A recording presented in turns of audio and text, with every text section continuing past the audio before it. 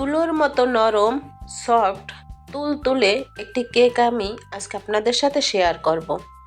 আসসালামু আলাইকুম। আশা করি সকলেই ভালো আছেন। আজ আমি বাসায় এই কেকটি তৈরি করেছি।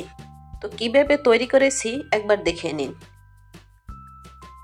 প্রথমে আমি এখানে দুটি ডিম ভেঙে নিয়েছি। এখান থেকে কুসুম দুটো আমি উঠিয়ে নিলাম। এখন আমি এর ভিতরে চিনি দিয়ে দেব। 1.5 কাপের মতো চিনি দিয়েছি। এখন আমি চিনিটা দিয়ে বিট করে নিচ্ছি 2 মিনিটের মতো।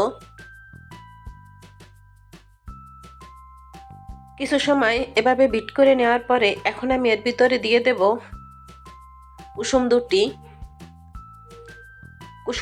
কুসুমটা দেওয়ার পরে এখন আমি এর ভিতর দেব ফুড কালার, অরেঞ্জ কালার দিয়ে দিচ্ছি 1 চামচের মতো।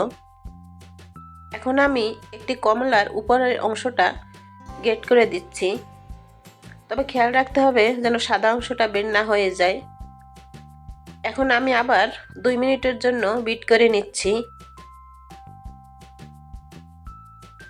এখন আমি এর ভিতরে দিয়ে দেব সয়াবিন তেল। এখানে আমি 1/2 কাপের মতো সয়াবিন তেল দিয়েছি। স্বাদ মতো লবণ দিয়ে দিলাম। আমি আবার 1 মিনিটের মতো বিট করে নেব।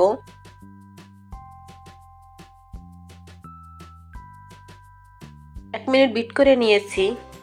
এখন আমি এর ভিতরে কমলার যে রসটা থাকে সেখান থেকে 1 টেবিল চামচের মতো কমলার রস দিয়ে ভালো করে মিশিয়ে নিচ্ছি। এখন আমি শুকনো উপকরণগুলো দিয়ে দেব। এখানে আমি 1 কাপ ময়দা দিয়ে দিচ্ছি। 1 চামচের মতো বেকিং পাউডার দিলাম। 1/2 চামচের একটু কম আমি বেকিং সোডা দিচ্ছি। এখন এই শুকনো উপকরণগুলো আমি দুইভাবে চেলে দেব। ভালো করে এখন মিশিয়ে নিচ্ছি। আবার আমি শুকনো উপকরণ দিয়ে দিচ্ছি।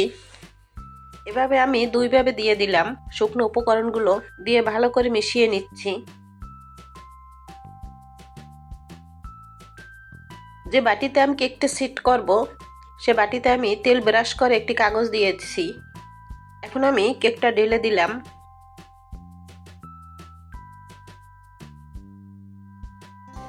একটু বাবল ট্যাপ করে দিচ্ছি। বাবল থাকলে সেগুলো বের হয়ে আসবে। আমি এই চুলায় কেকটি তৈরি করে নেব। কড়াইতে একটি স্ট্যান্ড বসিয়ে আমি কেকের বাটিটি দিয়ে দিলাম। একটি ঢাকনা দিয়ে দিচ্ছি। আমি আবার উপর থেকে একটি সিলভারের ঢাকনা দিয়ে দিলাম। 25-30 মিনিটের পর আমি ঢাকনাটা তুলে নিচ্ছি। দেখুন ফুলে কত বড় হয়ে গেছে কেকটি। ঠান্ডা করে এখন আমি তুলে নিচ্ছি। দেখুন কেকটি কত সফট হয়েছে, কত যে নরম হয়েছে। দেখুন তুলোর মতো নরম তুলতুলে কেক, আর খেতে অসম্ভব মজার হয়েছে। বাসায় একবার এভাবে তৈরি করে দেখবেন। আশা করি আমার এই রেসিপিটি আপনাদের ভালো লাগবে। নতুন নতুন ভিডিও পেতে অবশ্যই সাবস্ক্রাইব করে পাশে থাকবেন। বাসায় একবার তৈরি করে দেখবেন, অসম্ভব মজার হয়। আর কমেন্টে জানাবেন কীরকমের লাগছে আমার এই কেকটি। আল্লাহ হাফেজ।